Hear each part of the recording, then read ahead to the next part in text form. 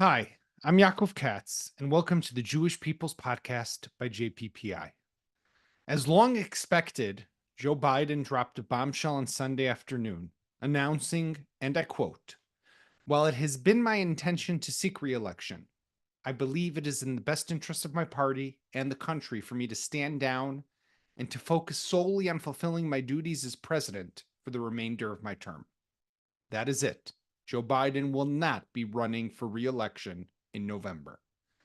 There will be a lot to say in the weeks to come about Biden, his legacy, as well as the candidate who might replace him. But it is into a Washington disarray that Prime Minister Netanyahu will land late Monday evening, and a lame duck president who he will meet on Tuesday at the Oval Office. On today's episode, we take a deep dive into the two major events, at least for Israel, that will be happening this week. Netanyahu's meeting with Biden, as well as the Prime Minister's speech before a joint session of Congress. Yes, this will be Netanyahu's fourth speech before Congress, the most by any foreign leader ever. But there are questions that need to be asked. Is now the right time for Netanyahu to be speaking at Congress? Is he not walking into a political minefield? He says something nice about Biden, he potentially angers Trump. He says something nice about Trump, he potentially angers the Democrats. Also, what about the events back home, like the hostage deal? This is what we talk about on today's episode. I'm joined by my friend and former colleague at the Jerusalem Post, Herb Kanan, the paper's long veteran diplomatic analyst, who shares with us some of his personal experiences from traveling across the globe with the Prime Minister. He was also at the Prime Minister's 2015 speech before Congress, one that was highly controversial, when Netanyahu came up blasting then President Obama's foreign policy achievement, the JCPOA, the nuclear accord with Iran.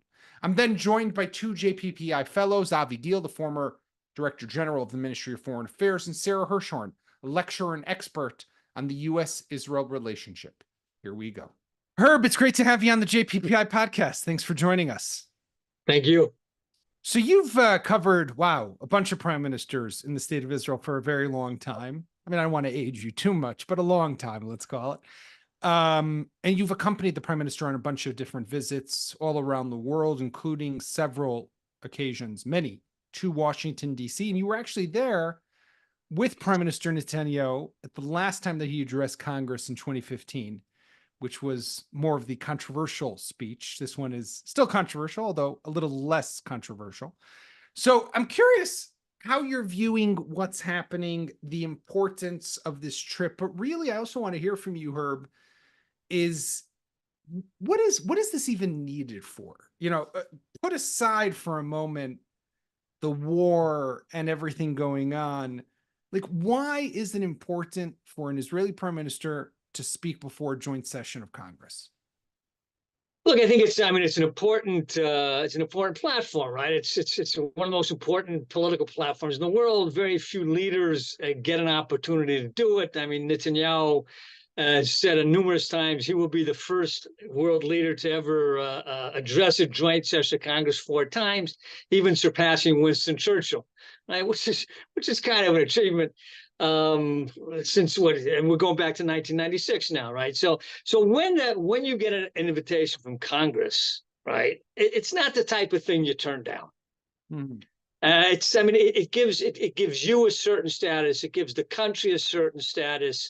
It allows you a platform which only very few countries around the world get. So you're gonna get this invitation. You're not gonna say no to the U.S. Congress when they invite you. So that's the first thing. The question here, look, I mean, the question here has to do with the timing. Like this is not. It's not turning into the greatest timing for Netanyahu right now. Like, he was supposed to meet with the president on Monday. Now that meeting is pushed back on Tuesday because of the president's COVID. I don't imagine that the meeting with Netanyahu is the main thing on the president's agenda right now, right? It's the main thing he's focusing on, nor is it the main thing that America's focusing on, right? I mean, there was a time when, like I remember in 2015 when Netanyahu spoke to Congress, this was the main thing in the news for days, both days beforehand, during, and after. It's not the case now because there's so much else going on in America. So the timing is a lot different than it was back then. I mean, I hear the point that you're saying that you get an invitation, you don't turn it down, but I'm curious, like the machinations of how this works, right? Is it that you get the invitation or do you work to get the invitation? Like, is it just comes out of the blue? Wow, thank you so much. I've been invited. Or is it something that you engineer to be invited to? If I recall correctly, back in 2015, this was something that the Israeli, that Netanyahu and some of his staff were intensely involved in arranging for him to get that invitation. Right. Look, I don't know, Yaakov, and honestly, I don't know to what degree Netanyahu was behind getting the invitation this time. There might have been some push on his part, but it could be organic as well, right? Because I mean, think of the internal American politics at the time as well, right? You have a Republican Speaker of the House, you have an election coming up. I think the Republicans see an opportunity here to kind of put some distance between them and the Democrats as far as Israel. And there's no better way to do that, right, than inviting the prime minister. And also remember, the invitation came after Chuck Schumer gave that kind of unprecedented speech in Congress in which he said, Mr. Prime Minister, resign. Right. This came after that. And, I don't imagine they're not disconnected. I think the Republicans saw an opportunity here and they jumped on it. Now, the question is then should the prime minister have said, well, no, I'm not going to get involved in American domestic politics? Or the prime minister saying, look, I mean, this is a good opportunity for me to present my country's case to the American Congress and American people at a time of, of a great crisis in Israel. I'm not going to turn that down. Okay. But on the other hand, there are some arguments to make not to go give the speech at the moment. One of them, before I even get into the situation that has to do with the war or the Houthi attack on Tel Aviv on Friday and the retaliation on Saturday and the missile that was intercepted on Sunday. I mean, lots of back and forth. Hezbollah barrages, the war continues, right? So you have a country at war. But even putting that aside for a moment, leaders can travel even when their countries are at war. The example of Zelensky is a good one, right? The guy travels. You have to rally support around the world from your friends, even when your country's fighting. But it is a very delicate time for the United States at the moment. Joe Biden, is closed up at his house in Delaware, is debating, does he run till the end? Does he pull out of the race? Who replaces him? Who doesn't? By the way, Chuck Schumer seems to like to give a lot of advice to people to resign. He said that to Bibi. He's apparently also said that to Joe Biden. But you got the Biden situation. You got the Trump situation. It also seems like you're 3 months away from the presidential election. Whatever you're going to say about the Democrats might upset the Republicans. Whatever you're going to say about the Republicans might upset the Democrats. Do you meet Trump? Do you not meet Trump? I mean, you're walking into something of a political minefield, especially with a guy like Trump, who still holds against Israel some illusion as if Netanyahu was the first world leader to congratulate Joe Biden when he won the election in 2020, when he was actually the last world leader to congratulate Joe Biden in 2020. So isn't there an argument to make? Don't get involved. Stay out. You don't want to go there. Yes. Yes. I mean, there's definitely an argument to make in that direction. Look, I mean, I remember, think back to when the invitation was extended, I think it was in May, things were a little bit different. You didn't have this whole Biden situation, with everybody pressing him to resign. That was on anybody's radar screen at the time. Also, the meeting was supposed to take place earlier. They pushed it off for a month. But no, you're right. I mean, he's walking into an American domestic minefield, and he has to walk that pretty carefully, right? It's a delicate balancing act. Now, Prime Minister Netanyahu is not one to be shy about his confidence in his own abilities. So I think he believes he knows America very well. He knows both Democrats and Republicans. I believe that he thinks that he can do that walk, right? That he is maybe even uniquely positioned to be able to do that walk, to deliver a speech there that is not going to antagonize necessarily either parties. Is that realistic? Is that kind of an unhealthy estimation of his own abilities? We'll see, right? But he's not the type of politician who's going to walk away from it because the domestic situation in America looks difficult. And is that because of the domestic situation in Israel? Because it's hard to ignore the fact that, like, you think about, there is a political benefit here for Netanyahu as well, right? You mentioned Herb. He is, I mean, I know that this is his fourth time, but I didn't realize that is the most ever of a world leader addressing Congress. That's a new title that Netanyahu can add to his belt. But his political base, his constituents, his voters, they love that. I mean, they love to see an Israeli leader who can show up in the United States, speak not just good English, which he really speaks, he's an amazing orator, but really talk to the Americans the way Americans like to be talked to, and get a point across, and have tons of standing ovations, because that will naturally just be part of whatever happens inside the Capitol. I mean, there's a political benefit here for him as well. It's hard to ignore. Definitely. I mean, it's definitely political. There's a huge political benefit. I mean, this is what Bibi does the best. Right? This is when Netanyahu is at his prime, when he's studying the world stage, when he's giving speeches in English, in presenting the righteousness of Israel's cause. This is when the man is at his best. And this is also what his base likes to see, right? I remind you, the last speech at Congress was in 2015, March of 2015, about 3 weeks before the elections, right? Which probably wasn't a coincidence either. And he won those elections, right? This stuff definitely contrary helped. to the polls at the time, which predicted that Livni and Herzog were going to beat him.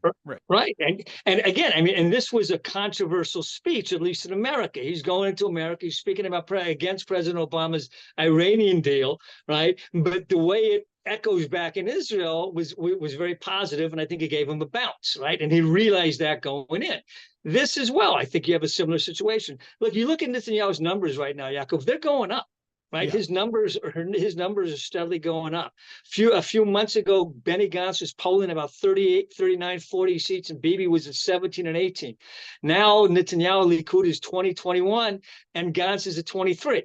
Right, so his numbers are going up. This gives him, since October 7th, right, he hasn't been able to do what he does best, which is travel the world and present Israel's case. This presents him with a prime opportunity to do that. So, I mean, this is one of the, who's his audience? Who's his audience? Who's he trying to convince here?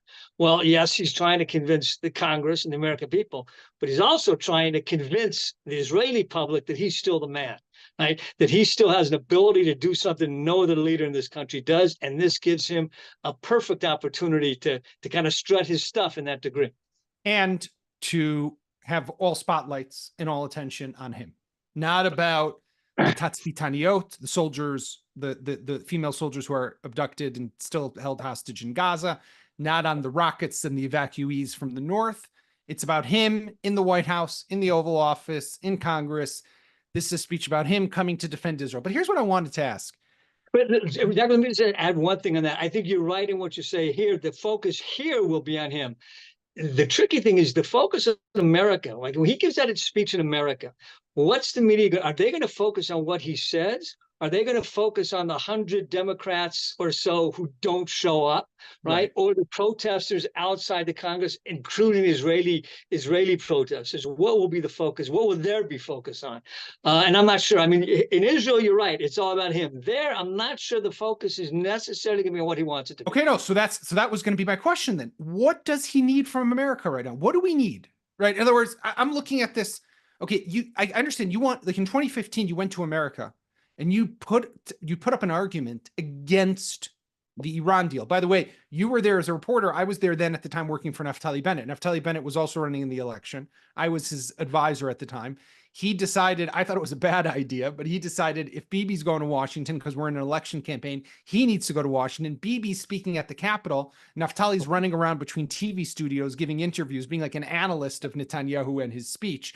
but he figured being on CNN, Fox News, and all that was going to be to his benefit. And we know how that election ended for him. He went from 12 seats to 8 seats, but came back with 6 seats to become prime minister. So maybe it worked out.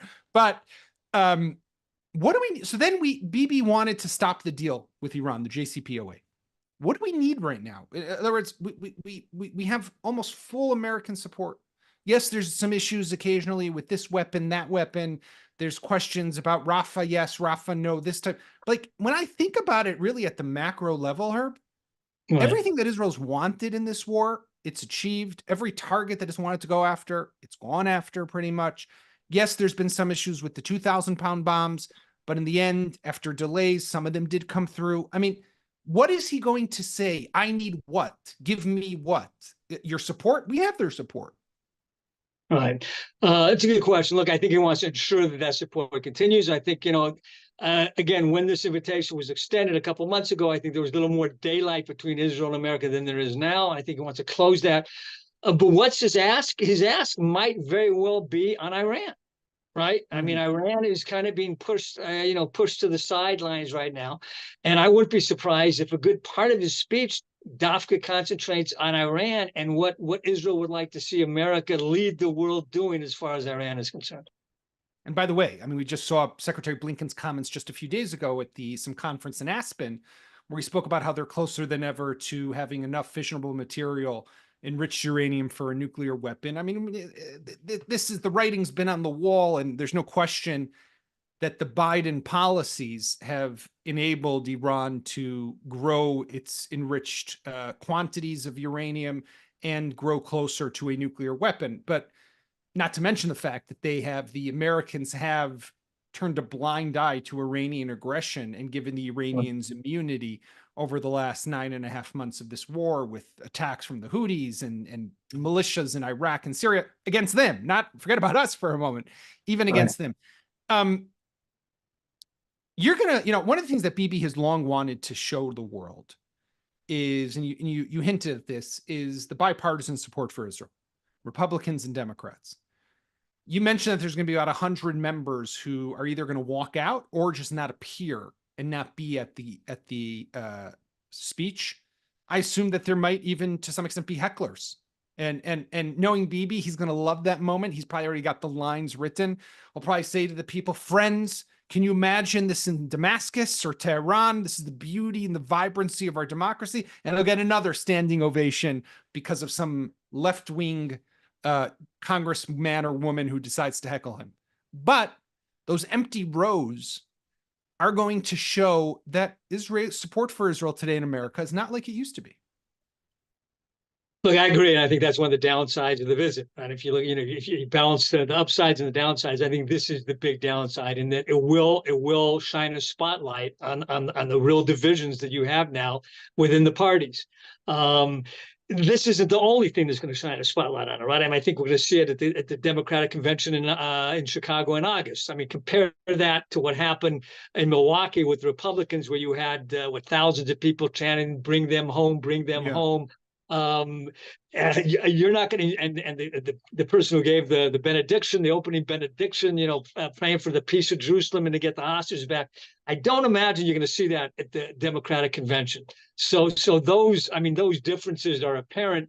This will shine a spotlight on it, and it will show that there are major differences inside the party towards Israel.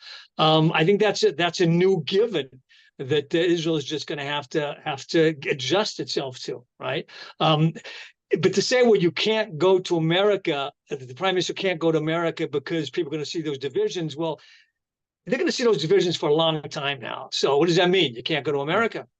No, 100%. And that's a given, and it exists. And by the way, politically speaking, if I'm his political advisor for a moment, it's not a bad thing, because Netanyahu also likes to show his voters, you need me to defend you from this progressive flank that is anti-Israel to some extent. Herb, you traveled a lot with this prime minister, especially around the world. You're not going to be on the plane this time. It's a new jet, though, the Wings of Zion, or whatever it's called, Kanaf Tzion, Israel's new Air Force One. Would be cool to see the inside of what that aircraft does look like. But I'm curious, if you could give us, our viewers and our listeners, just some insight into what is it like. You once told me, Yaakov, it's not as glamorous as it seems, but it's a lot of waiting. I think you once told me you wait on the bus, you wait on the plane, you wait outside the Oval, you wait. Right. But I'm really curious, what is it like to be part of that entourage of the prime minister? Look, I mean, first of all, just the thought of it is a thrill and exciting, right? But then there's the thought, the idealized thought, and then there's reality. I mean, the thought that you're sitting on the plane with the prime minister going to Washington, D.C. to address Congress, that's an exciting thought, right? The actuality of it is there's a lot of waiting, there's a lot of security, there's a lot of annoyances. I mean, just certain things, I give you one example. He comes back, at least on the old airplanes, used to come back and he'd talk to reporters, right? So it's not as if there's like this podium that he stands at, and everybody sits there very disciplined and listens to him, and everybody clamors, right? You can't hear him because somebody's talking and the engines are going, right, and you want to get the quote right. It's not what it's like in the movies. It's not like what it's like in the movies. But again, just look. What's exciting about it is just feeling that you're part of something historic that's taking place, right? And that's an adrenaline rush, and that's something that's definitely there, although it's not as sexy as it often seems. And that is what journalists live for, Herb, at the end of the day, to some extent, is to be that fly on the wall and to experience history, but to have that front row seat to experiencing history. Right. But I learned a lot too in these trips, and I learned pretty much about how much I don't know. Right, because you have a meeting there between Trump, or between President Biden and Bibi, maybe between Trump and Bibi, and you're a journalist, you have to file a story, right? And Yaakov, honestly, you have no idea what went on that meeting, right? I mean, you're not there. A couple people were there, so all you get is what they feed you. All you get is what they want you to see. So it kind of, it hammers the realization as a journalist that there's just so much we don't know, right? And that's kind of a humbling experience, because you don't really know. You just know what you're being told, and you're being told things by people who have an agenda. I learned that to a great extent when I wrote my last book on the bombing of Syria's nuclear reactor. So then Ehud Olmert, this is 2007, was the prime minister, goes in June to meet with President George W. Bush at the time. And it was all the headlines. Everything was about peace process with the Palestinians, peace process with the Palestinians, peace process with the Palestinians. The whole meeting was about, what are we going to do with this nuclear reactor? Mm-hmm. Right? Mm-hmm. But everything that they said in that open session, where they're both sitting in those, the Oval Office armchairs with the fireplace in the back, was about the Palestinians. But then when everybody was out of the room, it was, let's talk about what's going on in Syria. So we really don't know what they're talking about in the room. And that just really showed me that it's a lot of it is a show, and it's for what they want us to know 100%. Herb, I want to thank you so much for joining us. Very insightful as always. And to my listeners and viewers, let me just say, I should have said this in the beginning, Herb is Mr. Context. He really puts things, I long believed that when I had the privilege of working together with Herb for many years. So really, it was great to have you. Thank you so much, Herb. Thank you, Yaakov. Thanks for having me. Cheers. Avi and Sarah, it's great to have you both back on the podcast. Thank you so much for joining me. So we're talking about Netanyahu's obviously trip. He's on his way now to Washington. He has a meeting that's supposed to take place with President Biden. Then he's going to be addressing 2 days later a day later, he's going to be addressing a joint session of Congress. 4th time, right, is the charm, I guess, for Netanyahu. But Avi, he's meeting a president who is embattled, weak, is facing major troubles within his own Democratic Party. There's obviously that report that came out over the weekend that he's waiting for, it all comes back to Israel always at the end, that he's waiting for the visit of Netanyahu, and then he'll announce potentially that he is stepping down. What should we expect practically to come from this meeting between the prime minister and the president? Well, both situations, internal situation in Israel and the United States, are quite complicated. But I think that if we'll try it even a bit artificially to put that aside, I think that the most important thing is to see that Netanyahu is arriving to the United States, where in the background there is at least the sight of a serious crisis between the two countries, where there are various disagreements on serious issues, starting with the hostages, the day after the war in Gaza, how not to deteriorate to a full-fledged regional war, which the United States doesn't want to be drawn to. So how to settle the issue Lebanon with the Houthis. So there is a lot of strategic issues on the plate where disagreements during this visit must be at least rectified a bit. And this is the substance of the visit. There is a lot of visuals which has to do with the internal publics of both gentlemen, but I think that the substantive issues are very weighty, are very important, and we'll see whether this visit will contribute to some sort of relaxing of the disagreements between the two leaders in two countries. Sarah, I mean, Netanyahu is also obviously, as Avi kind of just said, there's political interests on both sides, right? Israel, Netanyahu, of course, wants to show voters back home, here I am, I'm welcome in the Oval Office. I am speaking more than any foreign leader ever, the most number of times before a joint session of Congress.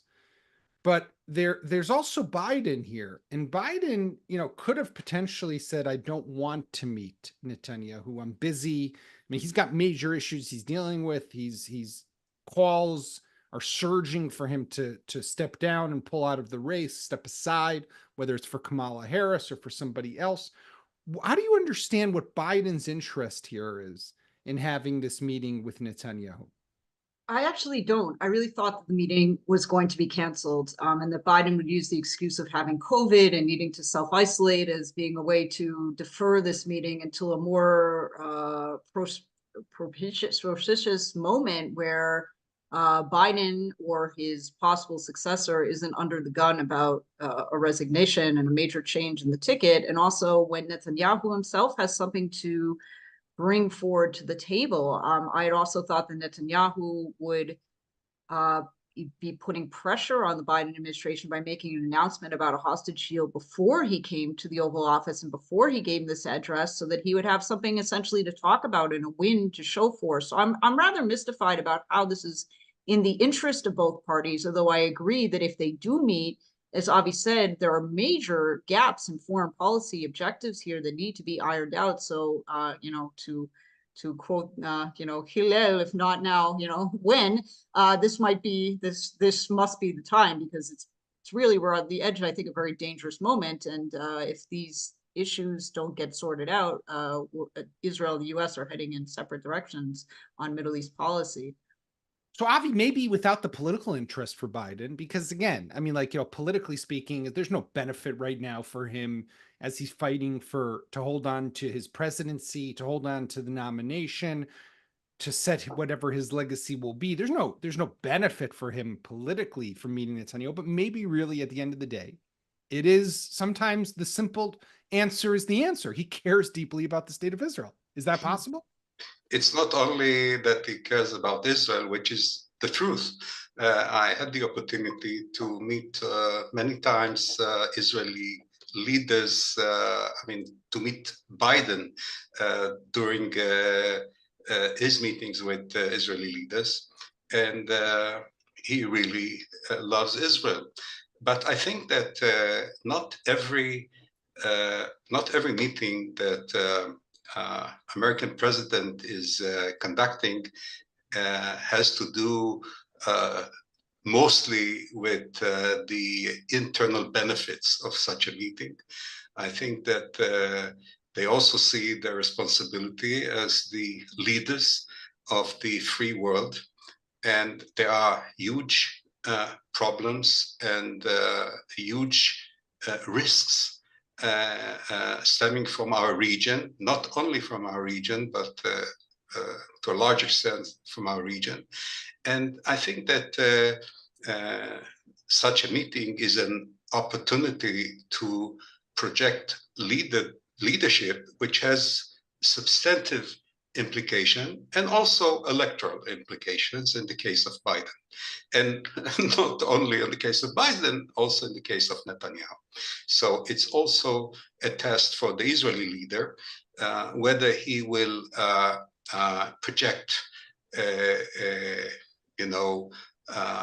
sense of a responsible leader that is aiming not just for his constituency, but really cares about Israel at large, and caring about the fostering and nurturing the bipartisan support of America to Israel. So the bipartisan support of America to Israel, though, is going to be on display on Wednesday at the Capitol, because what's expected is the fragility, let's call it, of the bipartisan support, because what's expected to happen is have dozens, if not even 100, members of Congress from the Democratic side who will not attend, and some might walk out, some might heckle.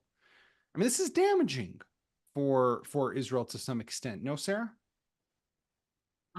I mean, if I were Netanyahu and I knew that, a substantial proportion of the Democratic Party was going to walk out of my talk, even if I had the interest of having Trump reelected, and I think Netanyahu is essentially betting on that and is hoping for that, still, the impression of the waning bipartisan support that would be so visible in the absence or even a walkout or the heckling of this group is so damaging to U.S.-Israel relations that if I were a responsible leader of the state of Israel, and maybe Netanyahu is not always acting so responsibly, I would not attend under those conditions and have that laid bare.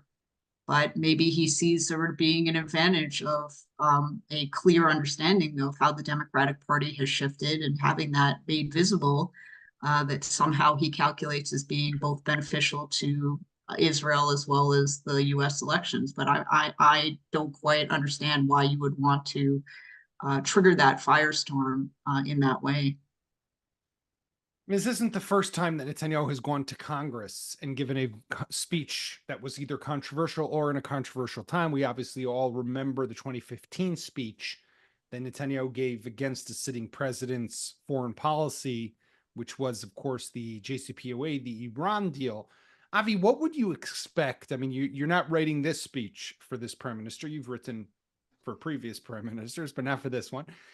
What do you think we're going to hear in his speech if you have to kind of gamble what it is? Obviously, probably some football reference, baseball, Netanyahu loves I don't know, but I'm just kidding. But what seriously is going to be the substance of this speech? Well, I think that Netanyahu is smart enough and equipped with the rhetorical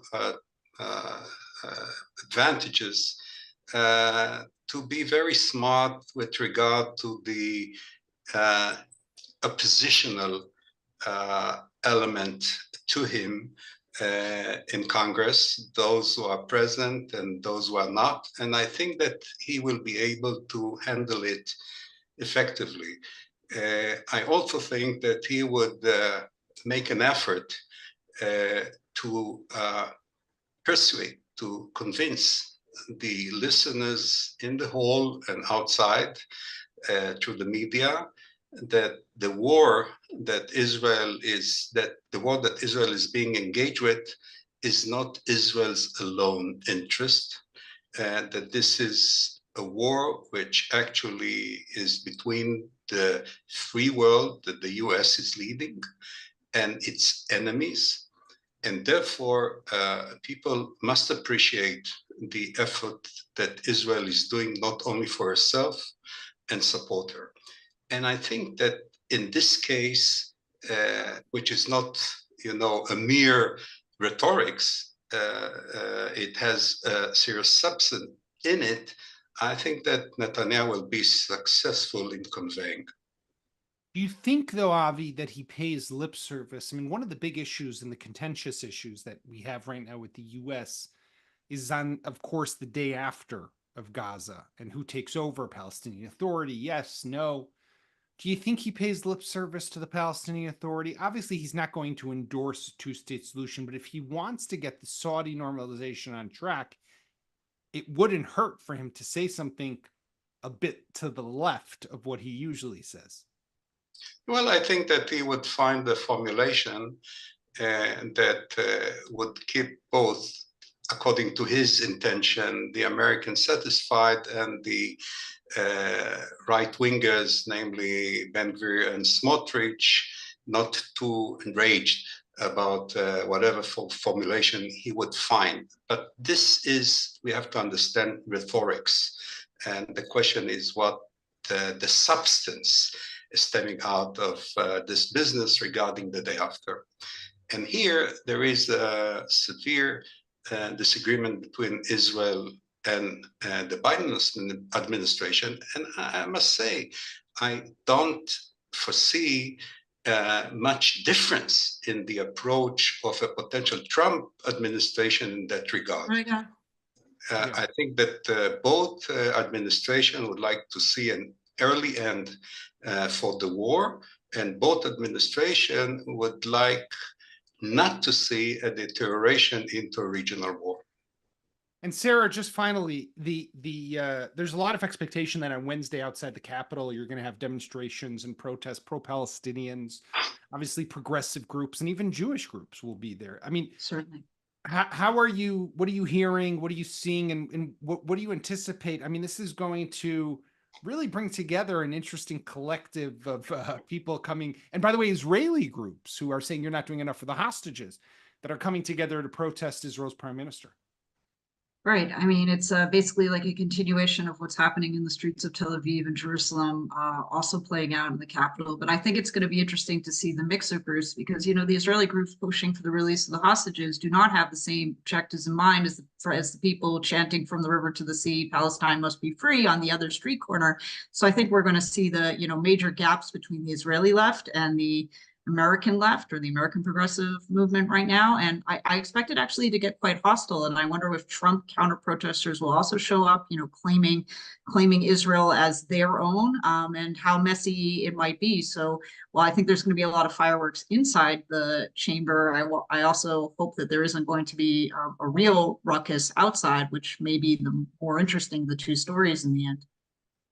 What a mess and what an interesting mess. So let me thank both of you for joining me, Avi and Sarah, and thanks to all our listeners and our viewers. As always, you can continue to find us Mondays and Thursdays, Apple Podcasts, Spotify, YouTube, and on the Times of Israel's website.